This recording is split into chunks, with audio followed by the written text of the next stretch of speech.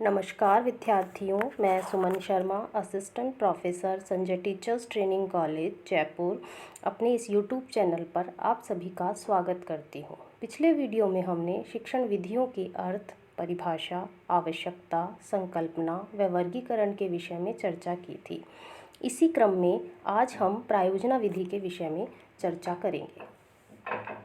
प्रायोजना विधि शिक्षण की आधुनिक विधि है। शिक्षा के क्षेत्र में प्रायोजना पद्धति व्यवहारवादी विचारक जॉन डीवी एवं किलपैट्रिक की देन है। यह विधि प्रयोजनवाद दर्शन की देन है, जिसने शिक्षा का उद्देश्य सामाजिक क्षमताओं का विकास माना है। यह विधि अनुभव केंद्रित है और करके सीखने पर बल देती है। ऐतिहासिक पृष्ठभूमि। प्रायोजना विधि का विकास अमेरिका के विद्यालयों में हुआ। पहले प्रायोजना शब्द का प्रयोग इंजीनियरिंग में रूपरेखा बनाने के लिए किया गया। 1904 में मैरियम नामक व्यक्ति ने एक पाठशाला खोली और उसमें खेल एवं कहानी से शिक्षा दी जाती थी। इसके अलावा इस विद्यालय की और भी कुछ विशेषताएं थी, जैसे बच्चों को स्वयं कार्य करने की स्वतंत्रता देना, जिससे वे समूह में रहकर कार्य करने के लिए प्रेरित हों और सामाजिकता की भावना पैदा करते हुए उपयोगी एवं लाभकारी कार्य कर सके। इस विद्यालय की विशेषताओं से किलपैट्रिक प्रभावित हुए और उन्होंने अनुभव किया कि बालक को स्वाभाविक परिस्थिति में रहते हुए शिक्षण कार्य करना चाहिए। 1908 में मैसेच्यूसेट राज्य के बोर्ड ऑफ एजुकेशन ने प्रोजेक्ट शब्द को छात्रों के स्व आयोजित एवं स्व संपादित गृह कार्य का बोध कराने के लिए प्रयुक्त किया। अपने घरों में बागवानी करना, पालतू जानवरों की सुरक्षा प्रदान करना आदि ऐसे गृह कार्य थे जिन्हें प्रोजेक्ट के नाम से पुकारा जाने लगा। संभवतः इसका उद्गम कोलंबिया विश्वविद्यालय में प्रचलित शिक्षण विधियों के विरुद्ध माना जाता है। 1918 में कोलंबिया विश्वविद्यालय के डॉक्टर W.H. किलपैट्रिक ने, जो प्रसिद्ध शिक्षा शास्त्री जॉन डीवी के शिष्य थे, प्रोजेक्ट शब्द का प्रयोग एक विशिष्ट रूप में किया। परिभाषाएं। किलपैट्रिक कहते हैं कि प्रोजेक्ट सामाजिक वातावरण में किया जाने वाला उद्देश्यपूर्ण कार्य है, और बेलार्ड के अनुसार प्रोजेक्ट वास्तविक जीवन का एक छोटा सा अंश है जिसे विद्यालय में संपादित किया जाता है। दोनों ही विशेषताएं ये स्पष्ट करती हैं कि जो प्रायोजना विधि है वो सामाजिक वातावरण में कार्य करने के लिए बच्चों को प्रेरित करती है। साथ ही जीवन से संबंधित ज्ञान दिया जाता है जो विद्यालय में वास्तविक परिस्थितियों को क्रिएट करके दिया जाता है। किलपैट्रिक ने अपनी पुस्तक फाउंडेशंस ऑफ मेथड में निम्न प्रकार की योजनाओं का वर्गीकरण किया। उन्होंने 3 प्रकार की योजनाएं बताई हैं। सबसे पहली है रचनात्मक। रचनात्मक जो प्रायोजनाएं हैं उसमें हम ऐसे प्रोजेक्ट बच्चों से बनवाते हैं जिसमें किसी भी वस्तु की रचना या उसके उत्पादक पर कार्य किया जाए या बल दिया जाए, जैसे कि मॉडल बनाना, मतलब कुछ क्रिएट करे बच्चे या कुछ प्रोडक्ट निकल कर आए। दूसरा है कलात्मक प्रोजेक्ट। कलात्मक प्रोजेक्ट में कलात्मक अनुभूति की प्राप्ति हो, जैसे संगीत कार्यक्रम प्रस्तुत करना, कहानी सुनाना, चित्र बनाना आदि। तीसरा है अभ्यासात्मक प्रोजेक्ट। अभ्यासात्मक प्रोजेक्ट उन प्रोजेक्ट को कहेंगे जिसमें बच्चे धीरे धीरे कुशलता या दक्षता लाने का प्रयास करें, जैसे कि मानचित्रों का निर्माण, ट्रांसपेरेंसी, स्लाइड्स बनाना, हैंड राइटिंग की प्रैक्टिस करना। इस प्रकार के जो कार्य बच्चों से करवाए जाएं वो अभ्यासात्मक प्रोजेक्ट में आएंगे। अब है प्रायोजना विधि के सिद्धांत। सबसे पहला क्रियाशीलता का सिद्धांत। योजना पद्धति क्रिया को अधिक महत्वपूर्ण मानती है और करके सीखने की मनोवैज्ञानिक विचारधारा से प्रभावित है। इस पद्धति की मान्यता है कि बालक स्वयं क्रिया करके सीखता है और वही ज्ञान प्रभावी होता है जो करके सीखा जाए। दूसरा है वास्तविकता का सिद्धांत। वास्तविकता का सिद्धांत में ये जो प्रायोजना विधि है ये ऐसी योजनाओं को महत्व देती है जो कि वास्तविक जीवन से संबंधित है। जब बालक अपने शैक्षिक जीवन में कार्यरत हो तो ऐसे अनुभवों का प्रत्यक्षीकरण करता है जो जीवन की सार्थकता से जुड़े हों। स्वतंत्रता का सिद्धांत। बालक अपनी योजना बनाने में स्वतंत्र होते हैं। शिक्षा की धारणा यह है कि बालकों को स्वतंत्र छोड़कर कार्य करने के लिए प्रेरित किया जाए। इस प्रेरणा से बच्चों में स्वतंत्र मनोवृत्ति का विकास होगा और वो अपने कार्य को बेहतर ढंग से कर पाएंगे। उपयोगिता का सिद्धांत। यह पद्धति जीवन के वास्तविक अनुभवों पर आधारित है, इसलिए वास्तविक जीवन में इसकी उपयोगिता है। विद्यार्थियों को उपयोगी प्रायोजना चुनने के लिए प्रेरित करना और सफलतापूर्वक संपादन करना इस विधि की विशेषता है। सौद्देश्यता का सिद्धांत।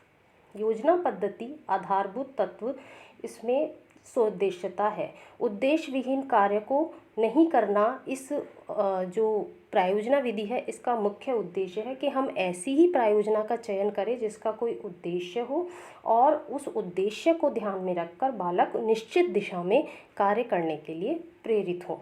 सृजनात्मकता का सिद्धांत। सृजनात्मकता का सिद्धांत मतलब इस प्रायोजना में विधि में बच्चे अपनी सृजनात्मकता को विकसित करें। प्रायोजना विधि के सोपान।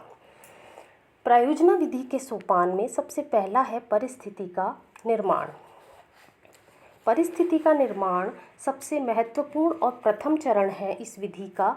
इसमें हम नवीन परिस्थिति का निर्माण करने के लिए हम कोई घटना बच्चों को सुना सकते हैं, कोई प्रश्न पूछ सकते हैं, चित्र दिखाकर किसी भी प्रकार से हम कक्षा में इस प्रकार के वातावरण का निर्माण करते हैं कि बालक स्वयं प्रेरित होकर उस योजना से संबंधित कार्य करने के लिए उत्सुक हो। दूसरा है प्रायोजना का चयन।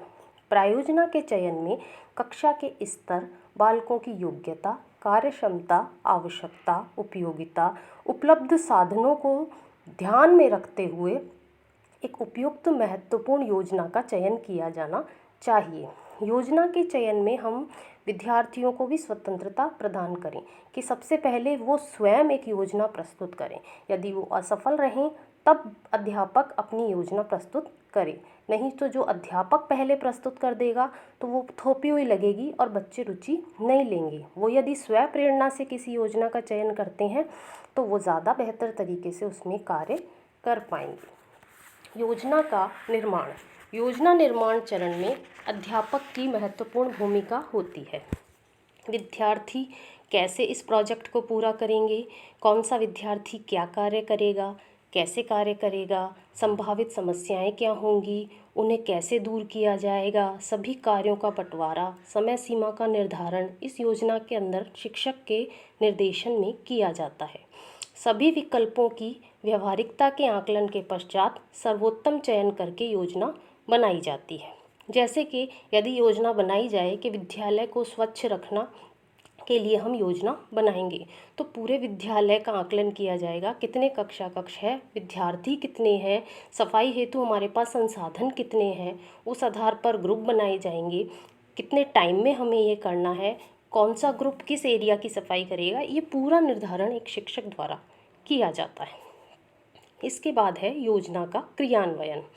अब तक जो भी हम योजना की तैयारी कर रहे थे वो कागज़ों में या मौखिक रूप से कर रहे थे। ये जो चरण है ये योजना को वास्तव में पूरा करता है, जब निर्मित योजना वास्तविक रूप से संपन्न की जाती है। इस चरण में बहुत परिश्रम की आवश्यकता होती है और इस चरण में टाइम भी अधिक लगता है। इस स्तर पर कार्य का विभाजन एकल और सामूहिक रूप से किया जाता है। सभी विद्यार्थी जिनको कार्य आवंटित किया गया है वो शिक्षक के मार्गदर्शन में अपने कार्य को करते हैं और अपनी समस्याओं का समाधान भी करते हैं। विद्यार्थी सूचना एकत्रित करना, निर्माण करना, कार्य करना, ऐसे इस प्रकार के योजना हेतु कार्य करते हैं। योजना का मूल्यांकन। संपूर्ण योजना अनुसार कार्य संपन्न हो जाने के बाद मूल्यांकन करना इस योजना का अनिवार्य चरण है। मूल्यांकन से ही हमें ये पता लगता है कि हमारे उद्देश्य कहाँ तक पूरे हुए। इस स्तर पर छात्र अपने किए गए कार्य और अर्जित अनुभवों की उपलब्धि का मूल्यांकन करते हैं कि उद्देश्यों के अनुरूप लाभ की प्राप्ति हुई या नहीं। पूरा समीक्षात्मक आत्मविश्लेषण किया जाता है कि इस प्रायोजना विधि में हमें कितनी सफलता प्राप्त हुई। इसके पश्चात है अंतिम जो हमारा सोपान है वो है प्रायोजना का लेखा तैयार करना या रिपोर्ट तैयार करना। यह सबसे अंतिम पद है और अंतिम पद में आरंभ से अंत तक किए गए सभी कार्यों का एक लेखा तैयार किया जाता है, रिपोर्ट तैयार की जाती है। हमने क्या कार्य किया, उसमें हमें क्या समस्याएं आई, उसके लिए हमने क्या समाधान ढूंढे, भविष्य में हम इसके लिए क्या सुझाव दे सकते हैं, इन्हीं सब बातों को ध्यान में रखकर रिपोर्ट तैयार की जाती है। प्रायोजना विधि के गुण। प्रायोजना विधि जो है वो विद्यार्थी केंद्रित विधि है। यहाँ पर प्रायोजना का जो चयन किया जाता है वो विद्यार्थियों की क्षमताओं के आधार पर किया जाता है, और ज़्यादातर जो इसमें कार्य है, जैसा कि अभी तक हमने पढ़ा, विद्यार्थी ही सभी कार्य संपादित करते हैं। व्यावहारिक जीवन से संबंधित विधि। प्रायोजना विधि का मुख्य उद्देश्य ही जीवन से संबंधित ज्ञान और वास्तविक ज्ञान प्रदान करना है, इसलिए यह व्यवहारिक जीवन से संबंधित विधि है। प्रजातांत्रिक जीवन शैली पर आधारित। प्रजातांत्रिक जीवन शैली पर आधारित इसलिए है क्योंकि इसमें सभी विद्यार्थियों को समान और एक जैसा कार्य करने का अवसर प्रदान किया जाता है। करके सीखने पर बल। यह विधि विद्यार्थियों को स्वयं करके और वो अपना स्वयं का अनुभव प्राप्त करें, इस पर बल देती है। सामाजिक एवं मूल्यों का प्रशिक्षण। क्योंकि इसमें विद्यार्थी समूह में कार्य करते हैं, सामाजिक जो वातावरण में कार्य करते हैं, इसलिए उनमें सामाजिकता के गुणों का विकास होता है, एक दूसरे का सहयोग करते हैं, उत्तरदायित्व की भावना का उनमें विकास होता है, और जिम्मेदारी उनमें आती है। इस प्रकार से उनमें सामाजिक गुणों का विकास होता है। स्वाभाविक वातावरण में शिक्षण एवं प्रशिक्षण। प्रायोजना विधि जो है वो स्वाभाविक वातावरण में संपादित किया जाने वाला कार्य है। इसके लिए कृत्रिम वातावरण का निर्माण नहीं किया जाता है। सहज परिस्थितियों में बालक को स्वतंत्र छोड़ दिया जाता है और वो स्वयं इस कार्य को संपादित करते हैं। चिंतन एवं तर्क शक्ति का विकास। क्योंकि बालक इसमें ज़्यादातर कार्य करते हैं तो स्व प्रेरणा से वो ज़्यादा से ज़्यादा जानकारी एकत्रित करने का प्रयास करते हैं, फिर वो प्रश्न करते हैं, वो अपने समस्याओं का समाधान शिक्षक से प्राप्त करते हैं। इस प्रकार उनमें चिंतन और तर्क शक्ति का विकास होता है। प्रायोजना विधि के दोष। यह उच्च कक्षाओं के लिए अधिक उपयोगी है। हम छोटी कक्षाओं में भी करा सकते हैं, पर बड़ी जो क्लासेस है, उच्च कक्षाएं हैं, उसमें ये ज़्यादा सफलता से करवाई जा सकती है। समय अभाव के कारण पाठ्यक्रम समाप्त नहीं होता है, क्योंकि इसमें टाइम ज़्यादा लगता है, इसलिए टाइम से हम अपना सिलेबस कंप्लीट नहीं कर सकते हैं। ये है इसमें संसाधनों की आवश्यकता ज़्यादा होती है, इसलिए ये खर्चीली विधि है। और जो स्लो लर्नर स्टूडेंट्स होते हैं, पिछड़े एवं मंद बुद्धि, वे अधिक लाभ नहीं उठा पाते हैं। और जो उत्साही शिक्षक होते हैं उनका अभाव होता है। ज़्यादातर शिक्षक, क्योंकि इसमें मेहनत ज़्यादा लगती है, प्रयास ज़्यादा करने पड़ते हैं, इसलिए इस परंपरागत विधियों को अधिक महत्व देते हैं। आशा है आपको ये जानकारी उपयोगी सिद्ध होगी। धन्यवाद।